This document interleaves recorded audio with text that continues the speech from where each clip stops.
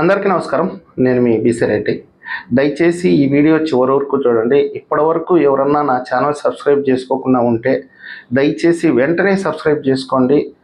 మీ వంతుగా నాకు కొంచెం సపోర్ట్ చేస్తారని నేనైతే ఆశిస్తున్నాను. నిన్నటి నుంచి చాలామంది విమర్శిస్తున్నారండి. చంద్రబాబు నాయుడు గారు, నారా లోకేష్ గారు, మోడీ గారికి అంత ప్రిఫరెన్స్ ఇవ్వాల్సిన అవసరం ఏంటి, ఆయన అంతగా పొగడాల్సినటువంటి అవసరం ఏంటి? వాస్తవమే, నేనైతే ఏం కాదనట్లేదు, కానీ మీ బాధలో కూడా అర్థం ఉంది. కాకపోతే మీరందరూ ఒక విషయాన్ని అర్థం చేసుకోవాలి. మోడీ గారిని, బీజేపీని తిట్టినంత మాత్రాన వాళ్ళకు ఊడేది ఏం లేదు. ఒకవేళ ఈరోజు మన మద్దతు అవసరమైతే అవసరం అయ్యి ఉండొచ్చు, కానీ వాళ్ళ పార్టీకి ఒరిగే నష్టమైతే ఏం లేదు. ఈరోజు ఒక వాస్తవాన్ని మీరందరూ గ్రహించాలి. ఆంధ్రప్రదేశ్ అంటే పక్క రాష్ట్రాల వాళ్ళకి ఏ విధమైనటువంటి అభిప్రాయం ఉంది, పక్క దేశాల వాళ్ళకి ఏ విధమైనటువంటి అభిప్రాయం ఉంది, పారిశ్రామికవేత్తలకి ఏ విధమైనటువంటి అభిప్రాయం ఉంది, విద్యావేత్తలకి, ఇలాంటి వర్గాలకి ఆంధ్రప్రదేశ్ మీద ఏ విధమైనటువంటి అభిప్రాయం ఉంది అనేది ఒక్కసారి మనం కానీ ఆత్మపరిశీలన చేసుకుంటే అప్పుడు మీరు చెప్తారు మోడీ గారిని పొగడడం అవసరమా కాదా అనేది. ఒక 4 రోజుల క్రితం ఒక కేరళ డాక్టర్ని కలిశాను నేను. Senior most doctor. ఆయనకి పాలిటిక్స్ మీద బాగా అవగాహన ఉంది, ఆంధ్ర మీద కూడా బాగా అవగాహన ఉంది. ఇక్కడ పనిచేశాడు ఆయన ఆంధ్రాలో ఎక్కువ కాలం. ఆయనతో కలిసినప్పుడు అప్పుడే అయిపోయిందా మీ పంచాయతీ అన్నాడు. ఏంటి సార్ పంచాయతీ అంటే, 10 నెలలకే అయిపోయిందా మీకు, అప్పుడే మీరు మీ ప్రభుత్వం మీద విమర్శలు చేస్తున్నారు అని. అంటే ఇక్కడ మీరు ఒకటి అర్థం చేసుకోవాలి. ఆంధ్రప్రదేశ్ ఓటర్ల నాడి ఏ సమయంలో ఎలా ఉంటుందో ఎవరికీ అర్థం కానటువంటి పరిస్థితి.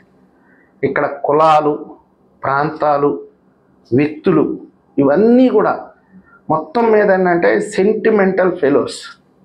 ఇలా కాదు అనుకుంటే 2019 ఎన్నికల్లో ఎవరన్నా జగన్మోహన్ రెడ్డికి ఓటేస్తారండి?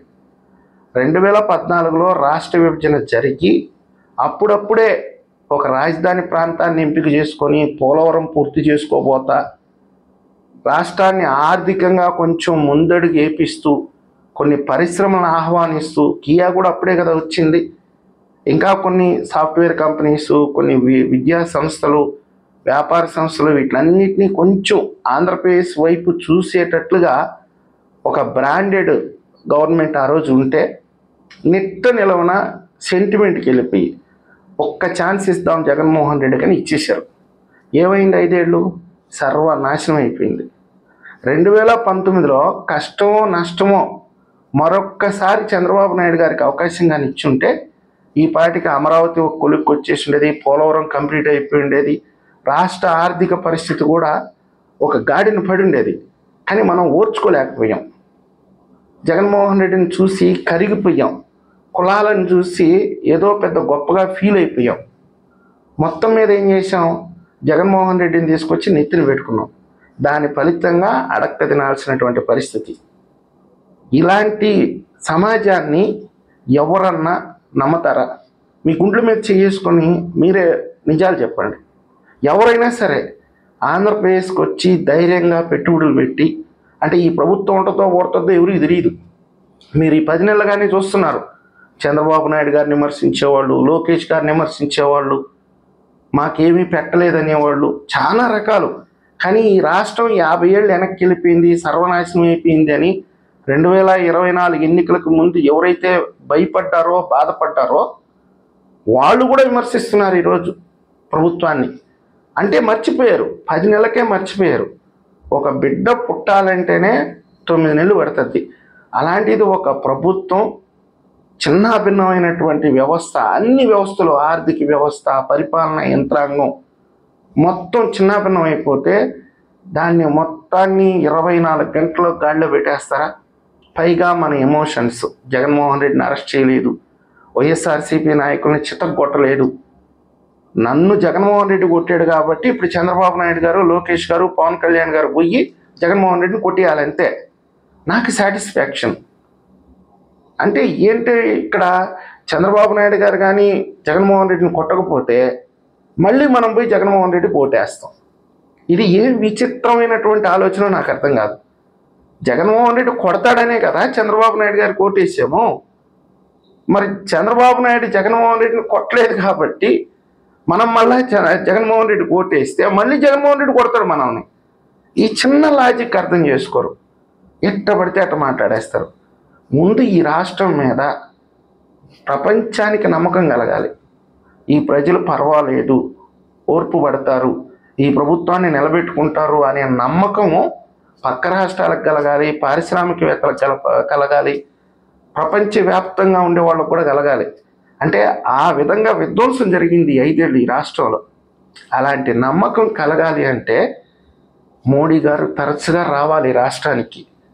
ఈరోజు మనకి మన ప్రధానమంత్రి చాలా చులకనగా కనిపించవచ్చు, కానీ ప్రపంచవ్యాప్తంగా ఒక 3 అగ్రదేశాలు ఉంటాయి.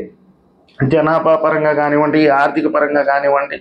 ఇక చిన్న చితక దేశాలు ఉంటే పక్కన పెట్టండి. జపాన్ గొప్పదంటారు, జర్మనీ గొప్పదంటారు.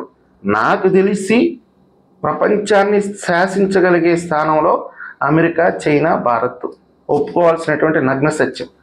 అలాంటిది ఒక అగ్రదేశాధినేత 10 నెలల కాలంలో 3 సార్లు ఈ రాష్ట్రానికి వచ్చాడు, మళ్ళా రేపు జూన్ నెలలో కూడా ఆంధ్రప్రదేశ్కి వస్తున్నాడు అంటే, వచ్చే విధంగా చేసుకుంటున్నాడు చంద్రబాబు నాయుడు గారు అంటే, ఈ రాష్ట్రం వైపు ప్రపంచం చూడాలి, పక్క రాష్ట్రాలు చూడాలి, పక్క రాష్ట్రాల్లో ఉండే పారిశ్రామికవేత్తలు చూడాలి.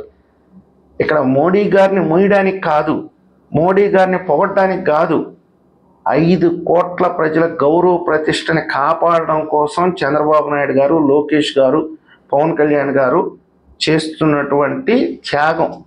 కొంచెం తగ్గినా పర్వాలేదు ఈ రాష్ట్ర ప్రజల కోసం అని చెప్పి వాళ్ళు తగ్గుతూ ఉంటే మనం పైన చేరి నిందలేయటం. అరే మీరెందుకు ఉంగి దండం పెట్టారు? ఆయనకేం అవసరం అండి? ఈ రాష్ట్రం కాకపోతే వాళ్ళ సొంత పరిపాలనలో ఉండే రాష్ట్రాలు చాలా ఉంటాయి, ఆ రాష్ట్రాలకు వెళ్ళొచ్చు, అధికారాన్ని మళ్ళీ మళ్ళీ నిలబెట్టుకోవచ్చు. ఇప్పుడు దేశవ్యాప్తంగా ఒక కొత్త వర్షన్ వచ్చింది. ఏదన్నా ఒక ప్రభుత్వానికి అధికారం ఇస్తే 10 ఏళ్ళు ఆ ప్రభుత్వానికి ఖచ్చితంగా అధికారం ఇస్తున్నారు. కానీ మన ఆంధ్ర వాళ్ళు మాత్రం 10 నెలలు కూడా భరించలేకపోతున్నారు. ఏంట్రా మీ బాధ అంటే చెప్పలేరు. సెంటిమెంటల్స్, మొత్తం సెంటిమెంటే. నేను ఇందాక చెప్పినట్టుగా చంద్రబాబు నాయుడు గారు జగన్ను కొట్టలేదు కాబట్టి జగన్కి మళ్ళీ ఓటేయాల. ఇందులో ఏం లాజిక్ ఉందో మీరు ఒకసారి కామెంట్ రూపంలో స్పష్టంగా తెలియజేయండి. నేను మొత్తం మీద చెప్పొచ్చేది ఏంటంటే, చంద్రబాబు నాయుడు గారు లొంగినా, లోకేష్ గారు లొంగినా, పవన్ కళ్యాణ్ గారు లొంగినా ఈ రాష్ట్ర ప్రజల కోసం తప్ప వాళ్ళ కోసం కాదనేది నా విజ్ఞప్తి. అర్థం చేసుకుంటారని ఆశిస్తున్నాను. లేదంటే ఇక మీ విజ్ఞతకే వదిలేస్తున్నాను. ఈ వీడియో మీకు నచ్చినట్లయితే లైక్ చేయండి, సబ్స్క్రైబ్ చేయండి. ధన్యవాదాలు.